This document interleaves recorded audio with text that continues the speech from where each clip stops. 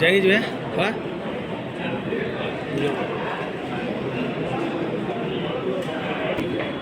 ಇವರು ಈ ರೀತಿ ಮಾಡ್ತಾ ಇರೋದ್ರಿಂದ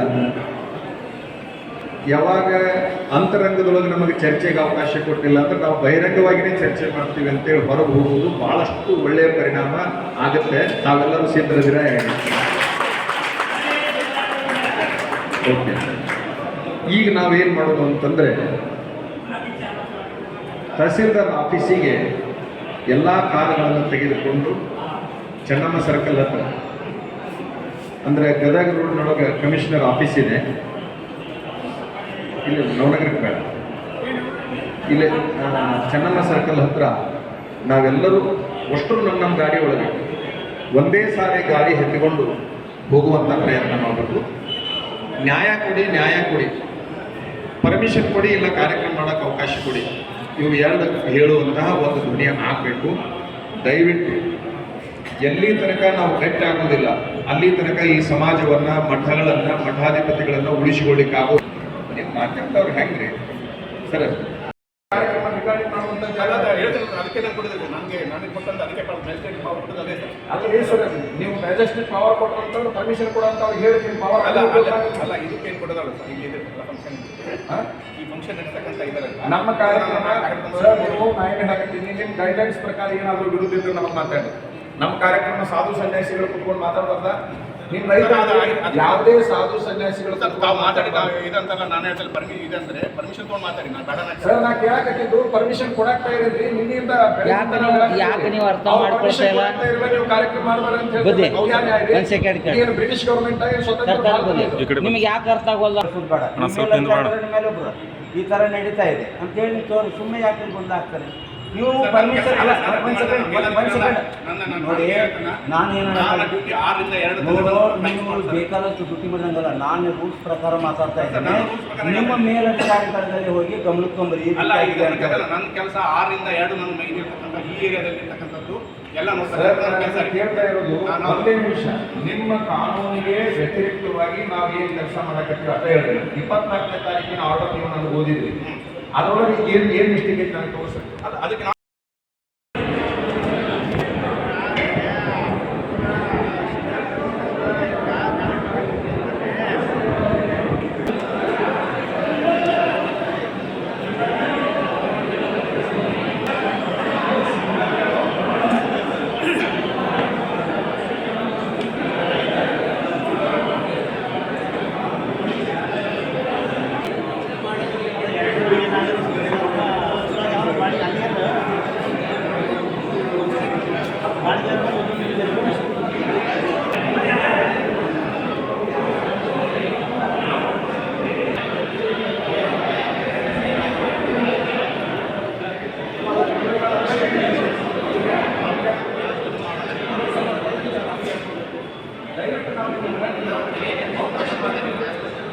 ಅವಕಾಶ ಮಾಡೋದು ಬರೋಲ್ಲ,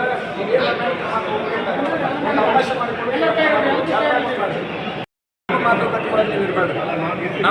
ನೀವು ಪರ್ಮಿಷನ್ ತೊಗೊಂಡ್ರೆ ಮಾತ್ರ ನಿಮ್ಗೆ ಐದೇ ತೋರ್ಸಂಗಾರೆ ನಮ್ಮ ಪರ್ಮಿಷನಿಂದ ನನಗೆ ಅಲ್ಲಿ ಹೋಗಿರಕ್ಕೆ ಹತ್ತೈತೆ ಅಂತ ಹೇಳ್ಬಿಟ್ಟು ತೊಗೊಂಡು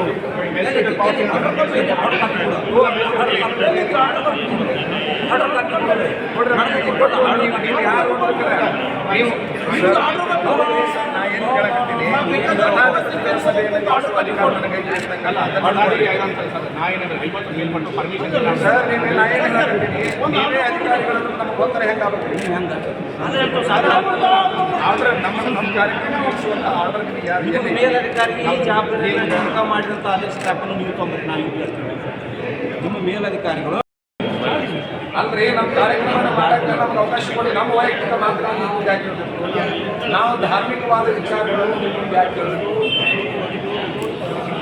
ವಿತೌಟ್ ಪರ್ಮಿಷನ್ ಅಲ್ಲ, ವಿತ್ ಪರ್ಮಿಷನ್ ಮಾಡಕ್ ಹೋಗ್ತೀವಿ ನಾವು.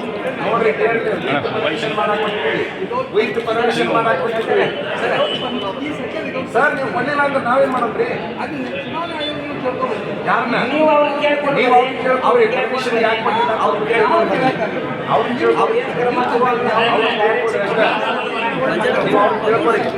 ನೀವು ಅವ್ರಿಗೆ ಕೇಳ್ಕೊಳ್ರಿ. ವಿತೌಟ್ ಪರ್ಮಿಷನ್ ಮಾಡಕ್ಕಾಗಿಲ್ಲ ನಾವು. ನಮ್ಗೆ ಹೇಳೋದು ತಿಳಿತೈತಿ, ನಾವೇನು ನಿನ್ನೆ ಬೆಳಗ್ಗಿಂದ ಪರ್ಮಿಷನ್ ಕೇಳತ್ತಿದ್ರು. ನಿನ್ನ ರಾತ್ರಿ ಏನಂದ್ರೆ ಇವರು ಬೆಳಗ್ಗೆ ಕೊಡ್ತೀವಿ, ಬೆಳಗ್ಗೆ ಪರ್ಮಿಷನ್ ಕೊಟ್ಟಿಲ್ಲ. ಎಲ್ಲರೂ ಬಂದಾರ. ಒಂದು ನಿಮಿಷ, ಪರ್ಮಿಷನ್ ನೀವು ಏನು ಕೇಳಾಕತ್ತಾರ? ಹಿಂಬರಹವನ್ನು ಕೊಡಬೇಕು. ಕೊಡ್ಲಿಕ್ಕೆ ಏನ್ ಹೇಳ್ರಿ, ನಾನು ನೋಡಿಲ್ಲ. ನಾನು ಇದ್ರ ಬಗ್ಗೆ ಭಾಳ ಕ್ರಮ. ಯಾಕಂದ್ರೆ ಒಂದ್ ಸೆಕೆಂಡ್ ಕೇಳಿ, ಚುನಾವಣೆ ಆಯೋಗ ಏನಾಗ್ತೈತೆ ಅನ್ನೋದು ಕಲ್ಪನೆ ಇರಲಿ. ನೀತಿ ಸಂಹಿತೆ ಉಲ್ಲಂಘನೆ ಮಾಡಿ ಕ್ರಮ ತಗೊಂಡಿದ್ದ ಖರೆ ಆತಂದ್ರ ಇವ್ರ ಮೇಲೆ ಆಕ್ಷನ್ ತಗೋರಿ ಅಂತೇಳಿ ನಿಮ್ಗೆ ಡೈರೆಕ್ಷನ್ ಕೊಟ್ಟ ಮೇಲೆ ನೀವು ಬರ್ಬೇಕು. ನಿಮ್ದು ಏನು ಕೆಲಸ? ಅವ್ನು ಕೇಳ್ಬರ್ರಿ, ನೀವು ಅವ್ನು ಕೇಳ್ಬರ್ರಿ, ಅಲ್ಲಿ ಕೇಳ್ಬರ್ರಿ, ನೀವು ಅಲ್ಲಿ ಕೇಳ್ಬರ್ರಿ. ನಾನು ಒಂದೇ ಒಂದು ಪ್ರಶ್ನೆ ಕೇಳ್ತೀನಿ ನಮ್ಮ ಮಾಧ್ಯಮದವರಾಗಿ. ಪರ್ಮಿಷನ್ಗೆ ಅಪ್ಲೈ ಮಾಡಿದ ಪರ್ಮಿಷನ್ ಕೊಡಬೇಕೋ ಬೇಡ? ಒಂದೇದ್ದು, ನಿಮ್ಮ ಪೊಲೀಸ್ನವ್ರು ಏನಾದರೂ ನೀವು ಇದನ್ನ ತಡೆಯೋಕೆ ಏನಾರ ಅಧಿಕಾರ ಇದೆಯಾ ವಿತೌಟ್ ಪರ್ಮಿಷನ್ ಇದ್ದಾಗ? ಯಾಕಂದ್ರೆ ಒಂದು ನಿಮಿಷ ಬಂದೆ ಒಂದು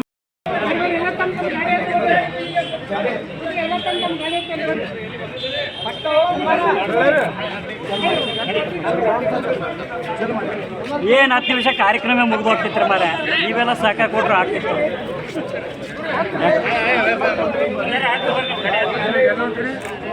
ರಾಣಿ ಚೆನ್ನಮ್ಮ ಸರ್ಕಲಿಂದ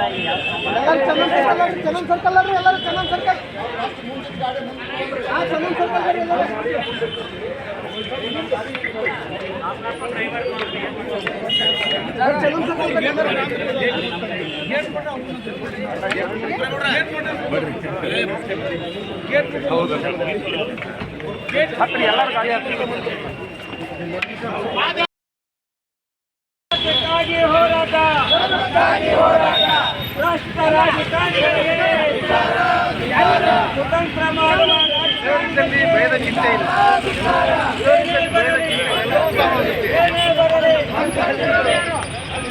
ರಾಜಕಾರಣಿಗಳ ಕೈಗೊಂಬೆಯಾಗಿರುವ ಅಧಿಕಾರಿಗಳಿಗೆ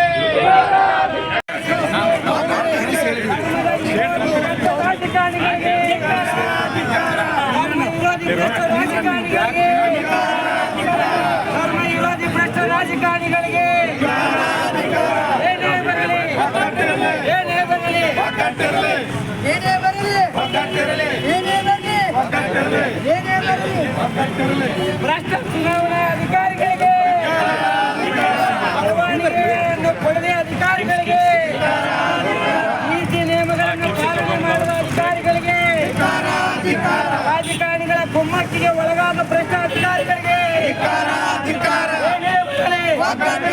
ಏನೇ ಬರಲಿ, ಧರ್ಮದ ನಡೆಸುವ ರಾಜಕಾರಣಿಗಳಿಗೆ, ಧರ್ಮದ ಯುದ್ಧ ಕುತಂತ್ರ ನಡೆಸುವಂತಹ ಭ್ರಷ್ಟ ರಾಜಕೀಯ ಕಾರಣಗಳಿಗೆ, ಧರ್ಮದ ದ್ರೋಹಿಗಳಿಗೆ,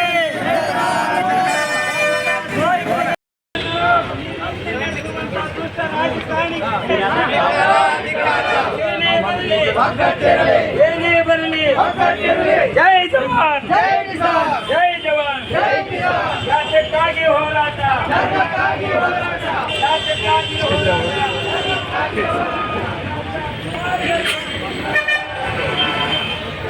ಏನೇ ಬರಲಿ, ಏನೇ ಬರಲಿ, ಏನೇ ಬರಲಿ, ಭ್ರಷ್ಟ ಚುನಾವಣಾ ಅಧಿಕಾರಿಗಳಿಗೆ, ಪರವಾನಗಿಯನ್ನು ಕೊಡದೆ ಅಧಿಕಾರಿಗಳಿಗೆ, ನೀತಿ ನಿಯಮಗಳನ್ನು ಪಾಲನೆ ಮಾಡಿದ ಅಧಿಕಾರಿಗಳಿಗೆ, ರಾಜಕಾರಣಿಗಳ ಕುಮ್ಮಕ್ಕಿಗೆ ಒಳಗಾದ ಭ್ರಷ್ಟ ಅಧಿಕಾರಿಗಳಿಗೆ,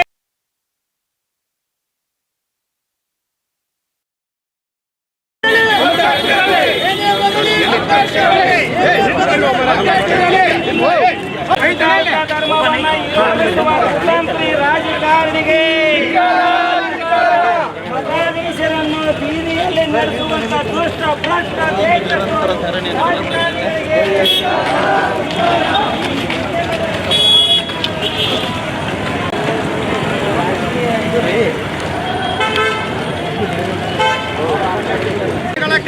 ಆಗಿರುವ ಅಧಿಕಾರಿಗಳಿಗೆ, ರಾಜಕಾರಣಿ ಕೈಗೊಂಬೆ ಆಗಿರುವ ಚುನಾವಣೆ ಅಧಿಕಾರಿಗಳಿಗೆ, ರಾಜಕಾರಣಿಗೆ ಕೈಗೊಂಬೆ ಆಗಿರುವಂತ ಪೊಲೀಸ್ ಅಧಿಕಾರಿಗಳಿಗೆ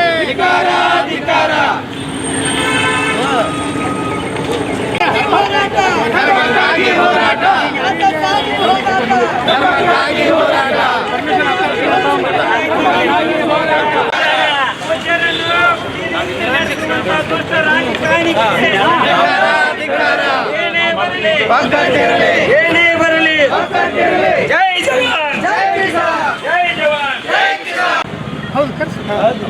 ಕರೆಸಲಿಲ್ಲ ನಾವು ಹೋಗೋಣ. ಯಾತಕ್ಕಾಗಿ ಹೋರಾಟ, ಯಾತಕ್ಕಾಗಿ ಹೋರಾಟ, ಏನೇ ಬರಲಿ, ಏನೇ ಬರಲಿ. ಧರ್ಮದ ವಿರೋಧದಿಂದ ನಡೆದುಕೊಳ್ಳುವಂತ ಭ್ರಷ್ಟ ರಾಜಕಾರಣಿಗಳಿಗೆ, ದೇಶದ್ರೋಹಿ ಧರ್ಮದ್ರೋಹಿ ರಾಜಕಾರಣಿಗೆ,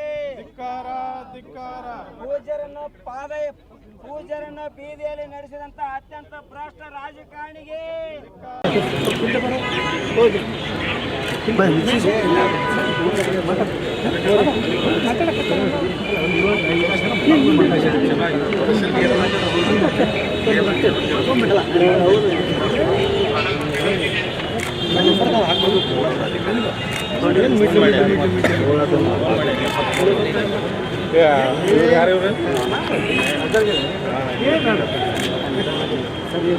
ವೀರಶೈವ ಲಿಂಗಾಯತ ಧರ್ಮವನ್ನು ಒಡೆಯುವಂತ ಭ್ರಷ್ಟ ದುಷ್ಟ ದೇಶದ್ರೋಹಿ ರಾಜಕಾರಣಿಗಳಿಗೆ,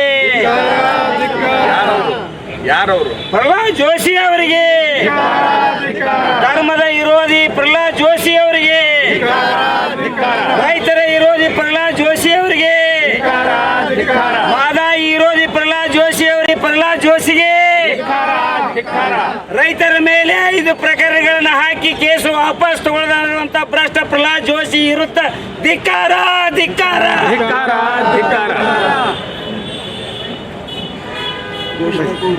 ಮುಗಿಸಿದ್ರ ತೋಳಂತ ತಗೋದಾ? ಚುನಾವಣಾಧಿಕಾರಿಗಳ ಮೇಲೇನೆ ಜವಾಬ್ದಾರಿ.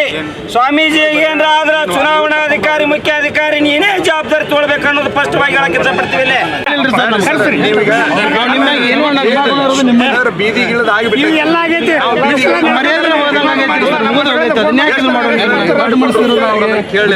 ಅಲ್ಲಿ ಹಂಗಾರ ಸನ್ಮಾನ ಡಿಪಾರ್ಟ್ಮೆಂಟ್ ಸನ್ಮಾನ ಸಹಿತ ಇಂಥವಂತಲ್ರಿ ಎಲ್ಲದಕ್ಕೂ ಬಂತಲ್ರಿ ಸರ್. ಹಂಗೇನಿಲ್ಲ, ಅದ ಕ್ಷಮ ಮಾಡಿ ಸರ್. ಇದು ಎಲ್ಲಿ ಏನಾಗಿತ್ತು ಅಂತ ಹೇಳಿದ್ರೆ ಧಾರ್ಮಿಕ ಸ್ಥಳಗಳಲ್ಲಿ ಪೊಲಿಟಿಕಲ್ ಕ್ಯಾಂಪೇನ್ ಮಾಡಕ್ಕೆ ಸರ್ ಧಾರ್ಮಿಕ ಹಾಗಾಗಿ ಅವ್ರು ಏನಂತಂದ್ರೆ ಸರ್, ನಿನ್ನೆ ನೀವೇ ಲೆಟರ್ ತಾವೇನು ಕೊಟ್ಟಿದ್ರಿ, ಅದರಲ್ಲಿ ರಾಜಕೀಯ ಅಂತ ಹಾಕಿ ಕೊಟ್ಟಿದ್ರಿ. ಅದಕ್ಕೋಸ್ಕರ ಅಧಿಕಾರಿಗಳು ಬಂದು ತಮ್ಮ ಕರ್ತವ್ಯ ಮಾಡಿದ್ದಾರೆ ಸರ್. ನಿನ್ನೆ ಹೊಳೆ ಕೇಳಿದ್ರೆ 10 ಗಂಟೆಗೆ ಬರ್ರಿ ಅಂತ ನಿನ್ನೆ ಹೇಳಕತ್ತಾರ.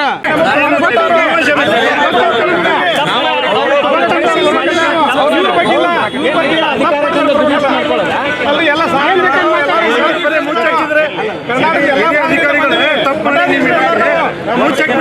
ಅರೆಸ್ಟ್ ಮಾಡ್ತೀನಿ ಅಂದ ಅರೆಸ್ಟ್ ಮಾಡ್ತೀನಿ.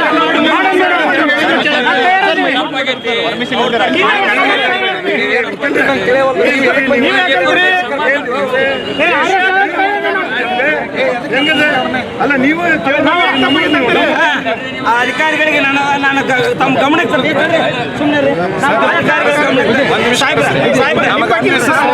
ಬಂದಿಲ್ರಿ. ನಮ್ಮ ಸ್ಥಾನಮಾನಗಳಿಗೆ ಧಕ್ಕೆ ಉಂಟು ಮಾಡ್ಯಾರ, ನಮ್ಮ ವಿಚಾರಗಳಿಗೆ ಧಕ್ಕೆ ಉಂಟು ಮಾಡ್ಯಾರ ಅಂತ ಭ್ರಷ್ಟ ಅಧಿಕಾರಿಗಳಿಗೆ ಬುದ್ಧಿ ಕಲಿಸಬೇಕಾಗತ್ತೆ. ಕರೆಸ್ರಿ ನೀವು ಯಾರನ್ನು ಆಮೇಲೆ ನಮ್ಮನ್ನ ಅರೆಸ್ಟ್ ಮಾಡ್ತೀವಿ ಅಂತಂದ್ರು. ಎದ್ರ ಸಲುವಾಗಿ ಅರೆಸ್ಟ್ ಮಾಡ್ತಾರೆ? ನಾನು ಕೇಳ್ತಾ ಇದ್ದೀನಿ, ಎದ್ರ ಸಲುವಾಗಿ ಅರೆಸ್ಟ್ ಮಾಡ್ತಾರೆ? ಇಲ್ಲಿ ಕನ್ಫ್ಯೂಷನ್ಸ್ ಆಗಿದ್ದು ಅವ್ರಿಗೆ ಏನಂತ ಹೇಳಿದ್ರೆ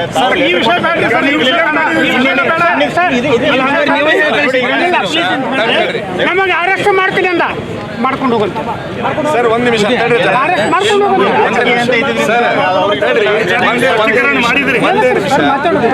ಈಗ ತಡ್ರಿ, ನೀವು ರಾಜಕೀಯ ಅಂತ ಐತದಲ್ರಿ ಇದ್ರಾಗ, ಇದ್ರೊಳಗ ಅದನ್ನು ಹೊರತುಪಡಿಸಿ ಅಂತ ನೀವು ಕೊಟ್ಬಿಟ್ಟಿದ್ರೆ ಮುಗಿದ ಹೋಗಿದ್ದಲ್ಲ.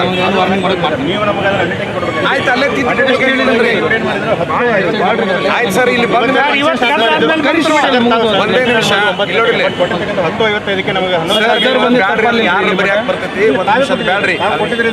ನಾವು ಬರ್ದಿದ್ದಲ್ಲ, ನಾವು ನಿನ್ನೆ ಕೊಟ್ಟಿದ್ದೀವಿ. ಈಗ ಅವ್ರನ್ನ ನೀವು ಕರೆಸಲಿಲ್ಲ ಅಂತಂದ್ರೆ ಸರ್ ನಾವು ಇಲ್ಲೇ ಇದನ್ನ ಮಾಡ್ತೀವಿ. ಏನು ಅವ್ರುಗಳಿಗೆ ಏನು ಇದು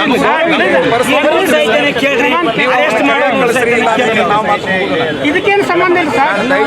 ಬಂದ್ರಿ ನೀವು ಲೇಟ್ ಬಂದ್ರಿ, ಯಾವ ರೀತಿ ನಡ್ಕೊಂಡ್ರಿ ಅವ್ರು ಕರೆಸ್ರಿ ಅವ್ರನ್ನ. ಅವ್ರು ಕ್ಷಮೆ ಕೇಳಂದ್ರಿ ಹಂಗಾರೆ ಬಂದು ನೀವು ಆಮೇಲೆ ಬಂದ್ರಿ. ಅವ್ರು ಯಾವ ರೀತಿ ನಡ್ಕೊಂಡು ನೋಡಿದ್ರಿ ಅಂತ ನಿಲ್ಲಿಸಬೇಕಾಗಿತ್ತ ಇವರು. ನಾವೇನು ಕಾನೂನಿನ ವಿರುದ್ಧ ನಡ್ಕೊಂಡಿದ್ವಿ. ಕರೆಸ್ರಿ ಸರ್, ಕರೆಸ್ರಿ. ಮಿಸ್ಟೇಕ್ ಅಲ್ಲಿ ಇಲ್ಲಿ ಮಾಡೋ ಸ್ವಾಮಿಗಳೆಲ್ಲ ಬಂದಾರೆ ಈ ರೀತಿ ಅಲ್ಲಂದ್ರಿ ಸರ್. ನಾನು ಹೇಳಕತ್ತೀನಿ, ನಾವು ಅಲ್ಲಿಂದ ಇಲ್ಲಿ ತನಕ ನಡ್ಕೊಂತ ಬರೆಸ್ಬೇಕನ್ನುವಂತ ಉದ್ದೇಶ ಇತ್ತಲ್ಲ ಹಂಗಾರೆ ಇವರಿಗೆ. ನಿನ್ನೆ ಏನಂತಂದ್ರೆ ಯಾಕೆ ನಮ್ಮ ಅಧಿಕಾರಿಗಳು ಮಾಡಿದ್ರು, ನಿನ್ನೆ ರಾಜಕೀಯ ಅಂತ ತಾವು ಕೊಟ್ಟಿದ್ದಾರೆ ಸರ್. ನಾನು ಹೇಳಕತ್ತಿದ್ದು ದಯವಿಟ್ಟು ಒಂದು ನಿಮಿಷ, ಅದ್ರಾಗ ಆಯ್ತು ರಾಜಕೀಯ ವಿಚಾರ ಮಾತಾಡಬಾರ್ದು ಅಂತೇಳಿ ಬರ್ದುಕೊಡ್ಬೋದಾಗಿತ್ತಲ್ಲ. ತಡ್ರಿ, ರಾಜಕೀಯ ವಿಚಾರ ಮಾತಾಡಬಾರ್ದು ನಿನ್ನೆ ಕೊಡಲಿಲ್ಲ.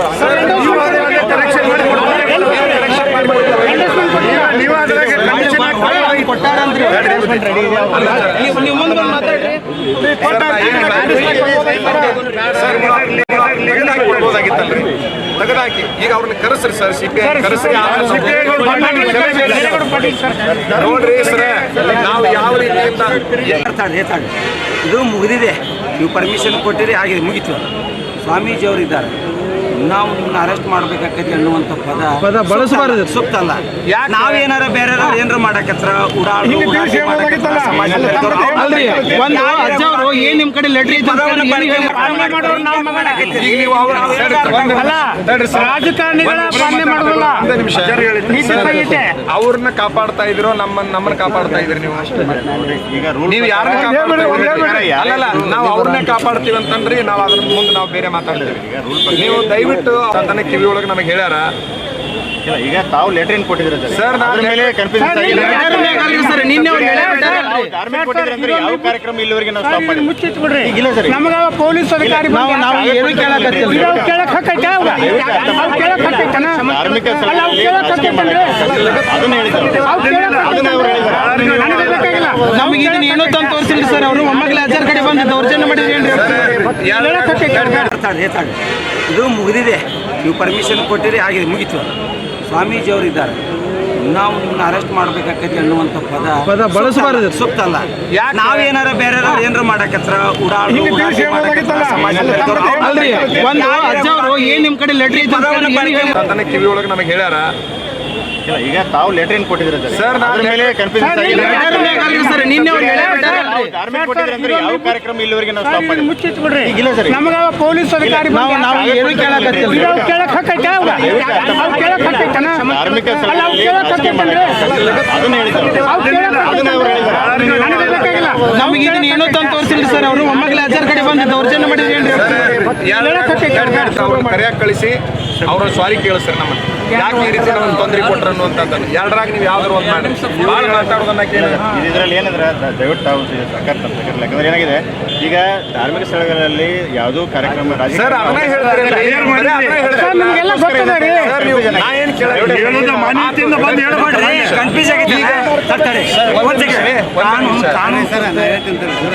ಈಗ ಪರ್ಮಿಷನ್ ಮಾಂತೇಶ್ ಒಂದೇ ನಿಮಿಷ. ಈಗ ಪರ್ಮಿಷನ್ ಏನಂತ ಕೊಟ್ರಿ ಸರ್ ನೀವು? ಧಾರ್ಮಿಕ ಕಾರ್ಯಕ್ರಮ ಮಾಡಲಿಕ್ಕೆ ಕೊಟ್ಟಿದ್ದಾರೆ. ಮತ್ತೆ ಇದನ್ನ ಯಾಕೆ ನಿನ್ನೆ ಕೊಡ್ಲಿಲ್ಲ? ಇಲ್ಲ ಸರ್, ಅನಿವಾರ್ಯವಾಗಿ ಬೀದಿ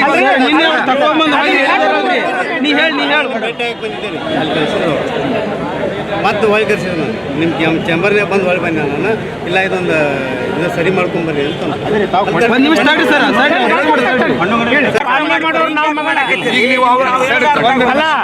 ರಾಜಕಾರಣಿಗಳ ಪಾಲನೆ ಮಾಡೋದಿಲ್ಲ.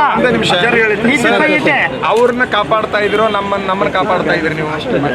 ಈಗ ನೀವು ಯಾರನ್ನ ಅಲ್ಲಲ್ಲ, ನಾವು ಅವ್ರನ್ನೇ ಕಾಪಾಡ್ತೀವಿ ಅಂತಂದ್ರಿ. ನಾವು ಅದ್ರ ಮುಂದೆ ನಾವು ಬೇರೆ ಮಾತಾಡ್ತೀವಿ. ನೀವು ದಯವಿಟ್ಟು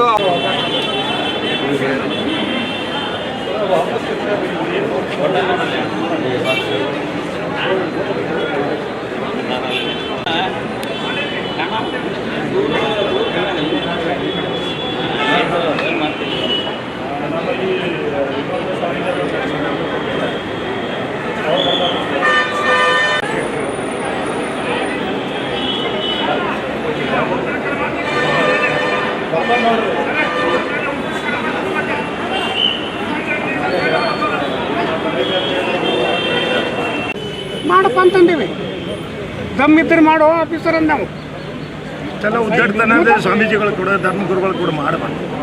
ಅದಕ್ಕೆ ಒಂದು ನೀವೇನು ಮಾಡಿರಿ ಸರ್, ಅವ್ರ ಪರವಾಗಿ ನೀವು ಯಾರ ಇಲಾಖೆದಿಂದ ಹೇಳ್ಬಿಡಿ, ಅವ್ರ ಮೇಲೆ ಉಗ್ರ ಕ್ರಮ. ಅವ್ರಿಗೆ ಗೊತ್ತಾಗಲ್ಲ. ಮೀಡಿಯಾದಾಗ ಐತೆ ನೋಡ್ರಿ, ಬೇಕಾದ್ರೆ ಕೇಳಿ. ಕ್ಷಮೆನೂ ಬರ್ಬೇಕಲ್ಲ, ನಮ್ಮ ಕಡೆ ವಿಡಿಯೋನೂ ಐತೆ. ಅವ್ರು ಏನೇನು ಅಂದ್ರು, ಏನೇನು ಮಾಡಿದ್ರು ಅಂದ್ರೆ ಅವ್ರಿಗೆ ಗೌರವ ಕೊಟ್ಟಾಗ ಮುಂದೆ ಬಂದು ಬಾಜು ನಿಂತು ಹೇಳ್ಬೇಕು, ಬುದ್ಧಿ ಕ್ಷಮೆ ಮಾಡ್ರಪ್ಪ ಅಂತ ಕೇಳ್ಬೇಕು ಅವ್ರನ್ನ. ಅವ್ರ ಹೇಳಿ ಅವ್ರ ಪರವಾಗಿ ನಾವು ಒಳಗೆ ಬಂದಿದ್ರೆ ನೀವು ಬೈತಿದ್ರಿ ಅವ್ರು, ಆ ರೀತಿ ಮಾತಾಡಿದ್ರು.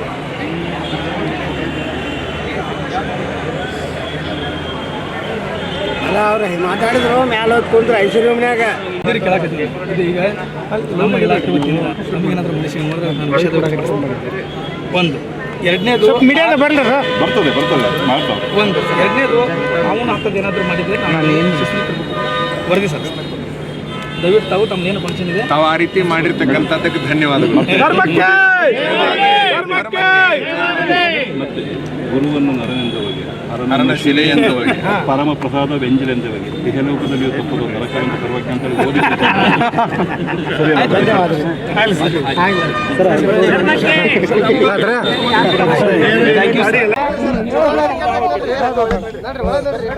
ಅಡಿಯಪ್ಪ ಒಂದು ನಿಮಿಷ ಸ್ವಾಮಿಗಳು ಇವ್ರನ್ನ ಮುಂದಕ್ಕೆ ನೀವು ಒಬ್ರು ಯಾರು ಬರಲಿ ಮುಂದೆ ಬರ್ರಿ ನೀವು ಹಿಂದಕ್ಕೆ ಸರ್.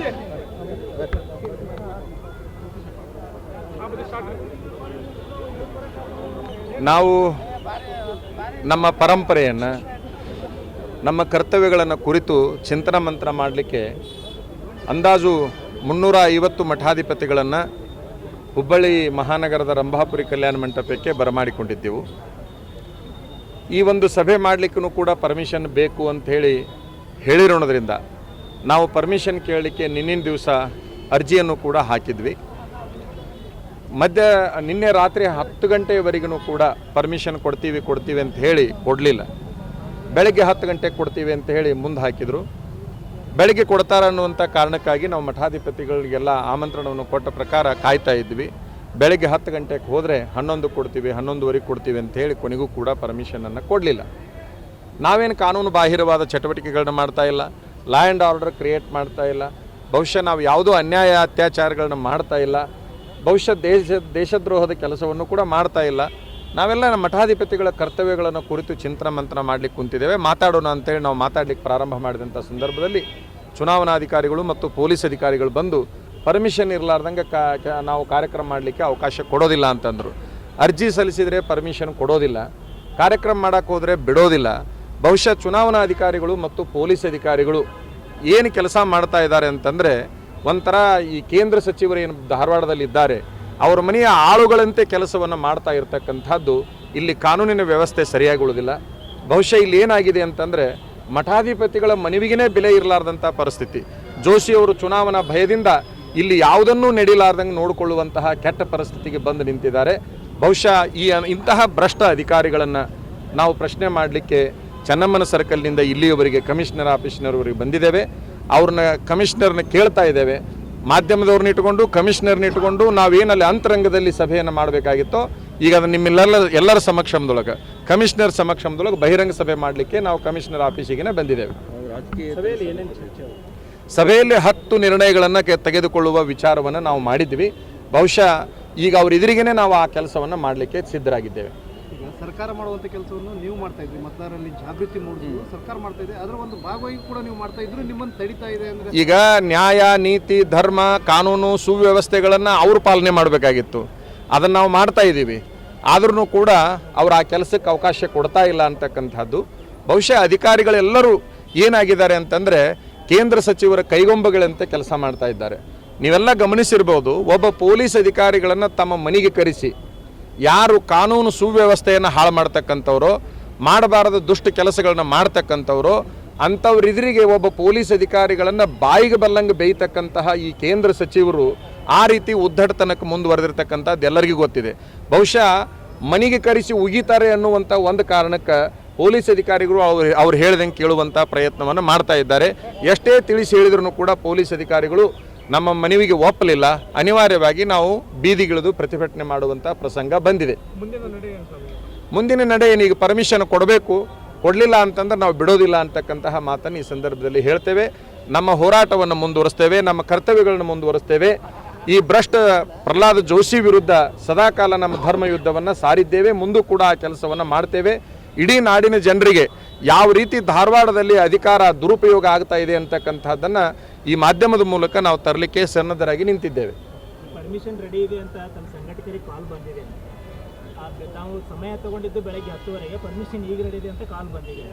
ಪರ್ಮಿಷನ್ ಯಾವಾಗ ರೆಡಿ ಆಯಿತು ಅಂತಂದ್ರೆ ನಾವು ಬೀದಿಗೆ ಬಂದ ಮೇಲೆ ರೆಡಿ ಆಯ್ತೇವೆ ಹೊರತಾಗಿ ಚುನಾವಣಾ ಅಧಿಕಾರಿಗಳು ಈ ರೀತಿ ನಾಚಿಗೆಟ್ಟು ನೀಚತನದ ಕೆಲಸಗಳನ್ನು ಮಾಡ್ತಾ ಇರತಕ್ಕಂಥದ್ದು ಚುನಾವಣಾ ಆಯೋಗಕ್ಕೆ ಮಾಡಿರ್ತಕ್ಕಂತಹ ದ್ರೋಹ ಅಂತಕ್ಕಂಥದ್ದನ್ನು ಈ ಸಂದರ್ಭದಲ್ಲಿ ಹೇಳಲಿಕ್ಕೆ ಇಚ್ಛಪಡ್ತೇನೆ. ಚುನಾವಣಾ ಅಧಿಕಾರಿಗಳು ಕಾನೂನು ಪರಿಪಾಲನೆ ಮಾಡಬೇಕೇ ಹೊರತಾಗಿ ಜೋಶಿಯವರ ಮಾತುಗಳನ್ನು ಪರಿಪಾಲನೆ ಮಾಡಲಿಕ್ಕೆ ಇಲ್ಲಿ ಕುಂತಿದ್ದಾರೆ. ಇಂತಹ ಭ್ರಷ್ಟ ಅಧಿಕಾರಿಗಳ ವಿರುದ್ಧ ಕಾನೂನು ಕ್ರಮ ತೆಗೆದುಕೊಳ್ಬೇಕು ಅಂತಕ್ಕಂಥದ್ದು ನಮ್ಮ ಮನವಿಯಾಗಿದೆ. ನಮ್ಮನ್ನು ಕಂಡ್ರೆ ಅಷ್ಟೇ ಯಾಕೆ ಭಯ ಅಂತಂದ್ರೆ ಎಲ್ಲಿ ಅವ್ರಿಗೆ ನ್ಯಾಯ ನೀತಿ ಧರ್ಮ ಸಿದ್ಧಾಂತಗಳನ್ನು ಹೇಳೋರು ಬರ್ತಾರ, ಯಾಕಂತಂದ್ರೆ ಅದ್ರ ವಿರುದ್ಧ ಅದಾರ ಅವರು.